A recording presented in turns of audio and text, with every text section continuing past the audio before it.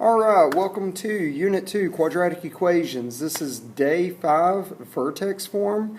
This is kind of an oddball in the unit because we are going to be dealing with graphs today. And while we were talking about equations, we talked about completing the square. So that's actually something we're going to need for vertex form. So that's the reason why I'm bringing that in today. A little bit of this will actually be review. Like example 1 here will be some review. A little bit will actually be new material, so keep your eyes out for that. On this first problem, the function models the height, h, in feet of an arrow shot into the air at time t in seconds. How long to the nearest tenth does it take for it to hit the ground? That's actually a little review from Unit 1. And what I'm going to do is I'm actually going to consider h of t to be 0, because that would be the height of the ground. And I'm actually going to use my calculator on this problem to make it easier. So I'm grabbing my calculator, typing in my function, and I'm going to calculate my zeros, which is where the x-intercepts are, where the function is crossing the x-axis. Got it in a y equals, going to go ahead and graph. I tend to talk pretty fast on these videos because I know you can pause and rewind. Heck, you can even mute me if need be. Alright, now, looking at this graph, I can see that's been shot. It goes up into the air, comes back down, and hits the ground right here. There are two zeros, but I'm only interested in this one on the right. This zero on the left happens at negative time, and at negative time, the arrow's not been shot yet, so this function doesn't apply. So what I'm going to do is go ahead and calculate the zero that's over here on the right. So I hit second trace, second calculate, 0 is what I chose. When I'm looking at that 0, I can see it's between the 4th and 5th tick mark, so I'm going to give it 4 as a left bound. Hit enter. Now for my right bound, I'll give it a 5 because it happened between 4 and 5 seconds. And I'll hit enter one more time. You do not want to give me a rounded answer unless I specifically say to round to the nearest tenth or to the nearest hundredth. In this problem, it did say round to the nearest tenth. So what I'm going to do now is round to the nearest tenth and call that 4.6 seconds approximately. Hits ground at about 4.6 seconds after it's been released. Now I can go on to the rest of the problem. The second part of the problem says, what is the maximum height the arrow reaches? You could use your calculator to calculate the maximum, or you can do it by hand. I prefer by hand. It's easier for me. So what you're going to do to calculate the maximum is let's figure out the time that it does hit its maximum height. You do that by negative b over 2a, your axis of symmetry formula. So negative, in this case, 70 over 2 times a is negative 16. And when I do negative 70 divided by negative 32, I get 2.185. I'm actually just going to stick with 35/16. Alright, or you could use 2.1875 right there. Be sure that you are multiplying the denominator first before you divide right there. Now that I've got the time that it's hitting that maximum height, this is my axis of symmetry, I need to plug that back in to know at what height did it actually get up to. So I'm going to evaluate h of 35/16, and that will look like negative 16 times 35/16 squared plus 70 times 35/16 plus 6. And I'm just going to type that in my calculator really quick. Alright, it came out to 82.5625 feet. And what I could do is I could take 82 away from that and then multiply the 0.5625 by 12 to know that it's actually 82 feet 6 3/4 of an inch. Alright, but that was not what the problem was really asking for. I do know the time that it took. The 35/16 is the time that it hits its maximum height of 82.5625 feet. Okay, we're going to graph y equals negative 1/2 x minus 7 squared plus 4 as a transformation of y equals x squared. I don't even really need to graph y equals x squared to transform it. We've worked with it a lot. I do know that the vertex here, and I'm going to write vertex form out to the side, that vertex form is y equals a times x minus h squared plus k. I do know the vertex is 7, 4. So I'm going to go to that location. There we go, 7, 4. That's where my vertex is. I also know that this thing's going to be opening down because it has a negative a value. Now let's actually go ahead and transform this thing. Typically, with the graph y equals x squared, when you go over 1 unit from your vertex, 1 squared is 1, so you go up 1 unit. But because of the negative 1/2 a value, I'm going to go down 1/2 of a unit. I just multiplied.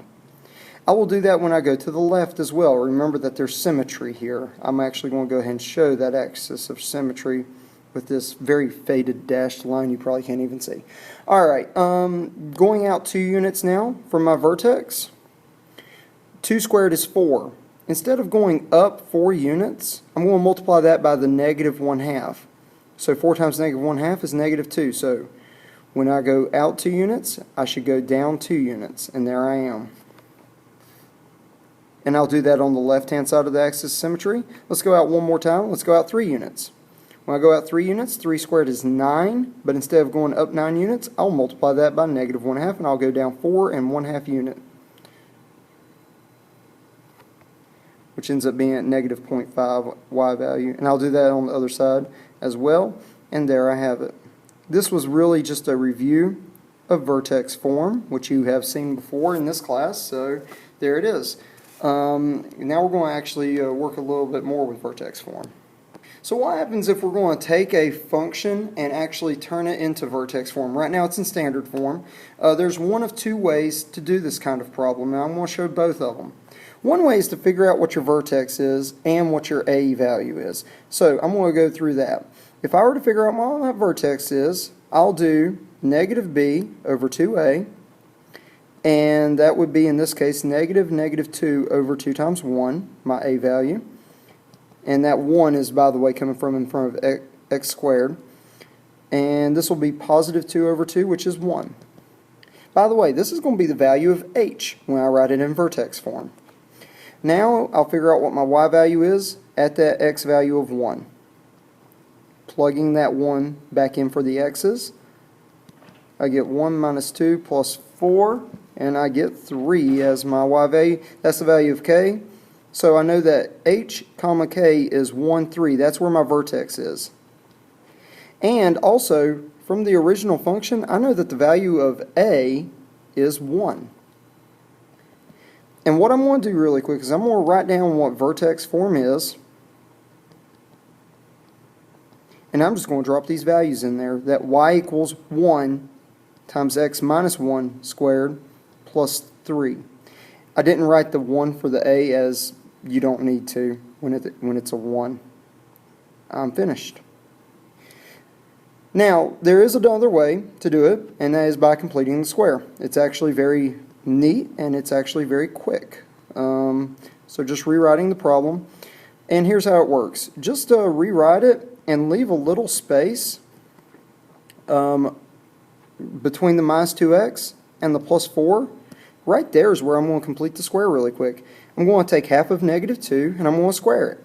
So half of negative 2 is negative 1. Negative 1 squared is plus 1. Now how do I balance that 1? Well, I could subtract 1 from y, or I could just go over here and I can actually just write minus 1 to balance it out. I'm actually ready for vertex form. And that is x minus 1 squared. See, this is a perfect square trinomial, and it factored to x minus 1 squared. And on the outside, I have plus 3. Now, obviously completing the square is a lot less work, but you just have to know how to complete the square, first of all, which some of you still struggle with, so you'll need to actually go through all this process over here on the left. Alright, going through example 4, if you were to figure out the vertex, I'll show that really quick using negative b over 2a, in this case negative 24 over 2 times a is, or excuse me, a is negative 3. Sorry about that. So that's going to be 24 over negative 6, which comes out to negative 4. Now I'll plug that back in to find my y value.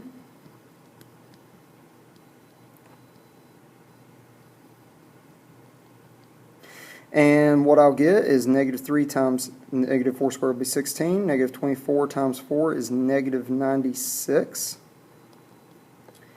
Negative 3 times 16 is negative 48. I'll go ahead and combine minus 96 plus 10 is minus 86.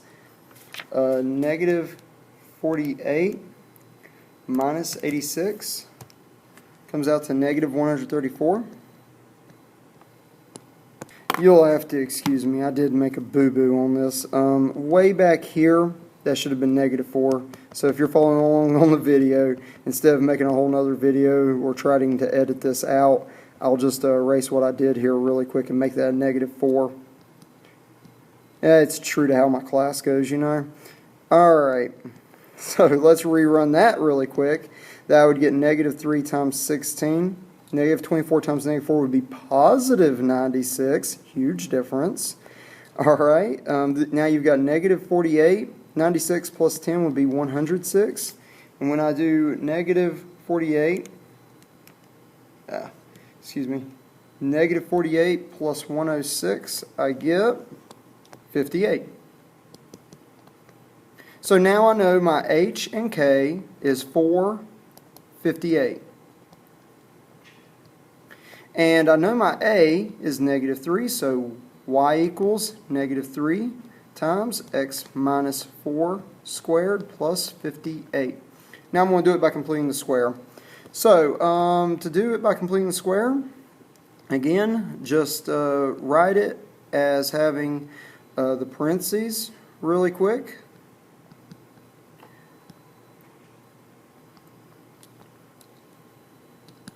What I'm going to do is I'm going to factor out this side right here with the negative 3. So I'm going to have negative 3 times x squared minus 8x. I'm going to leave a little space to actually complete the square, plus 10.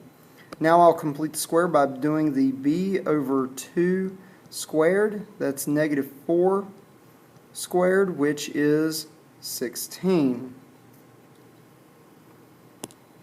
Alright, so I'll add 16 right here, and some of y'all are like, okay, you should subtract 16 over here. No. Because I added 16 right here, that's actually subtracting 48 because of how this negative 3 would distribute.